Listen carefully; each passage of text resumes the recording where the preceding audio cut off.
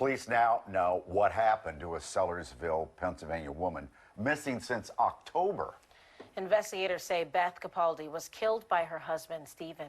Authorities say he led them to the 55-year-old woman's body near Philadelphia International Airport. And he did, though, because he struck up a deal with law enforcement. So we'll talk about that. Well, let's get to Bucks County District Attorney Matt Weintraub. Thank you for being with us. Boy, what was the big break in this case? We really just tightened up the screws, Mike. We suspected all along that there was foul play. People just don't go missing accidentally. Usually it's some tragedy besets them. And we really started circling the wagons around Mr. Capaldi pretty early in this investigation.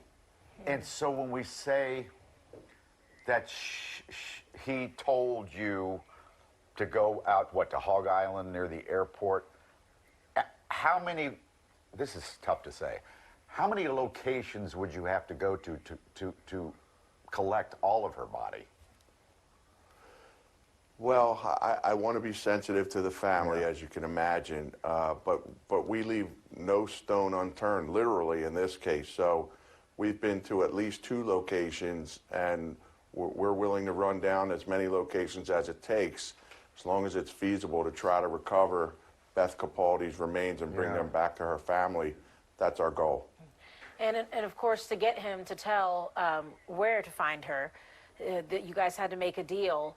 So what is the difference that would have been for first and third, as far as how much time he would have served or what the punishment would have been? It's a substantial amount of time, figuratively, but literally I don't think it's going to be that much, because Mr. Capaldi's already 57 years old. So with a 20 to 40-year sentence, he's only going to be eligible for parole when he's 77. That's not to say that he's going to get out of jail, and I don't know a lot of 77-year-olds that survive in jail, frankly. So where did this all start? In the Sellersville home? Yes, unfortunately. I think there was some planning involved, certainly based on information that I have, but Mr. Capaldi saw his opportunity, and he took it, sadly, and he ended his wife's life. Wow. And they've been married 30 years. Had there been history of abuse in their relationship? Normally, I wouldn't be able to comment if there were, but in this instance, no. And I'm sure the question that's burning in people's mind is, why don't you just walk away, get a divorce? Get a divorce.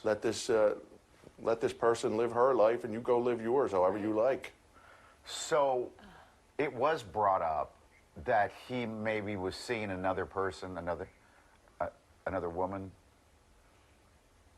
Yeah, that certainly was a factor in the case. That was part of the pressure that we were able to put on him, because we let him know that we knew about all of his misdoings and that it was going to be difficult for him to get away with this. But as always, it's our priority to try to recover a person's remains and bring them back to their family, and that was the value judgment that I made when I made this negotiation.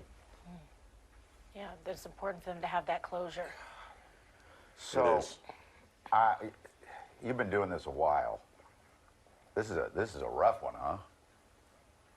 Yeah, this one has really weighed heavily on me. Beth Capaldi's family has just been so gracious to deal with, and it makes it actually harder because you want to do your best. And we've been carrying this for now a couple of months. Right. Oftentimes these murder cases, they start and end very quickly, but this one has been a real labor. I'm proud of the work that we've done, but unfortunately there really are no happy endings in this case. No.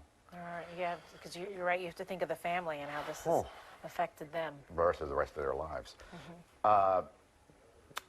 DA Matt Weintraub, thank you.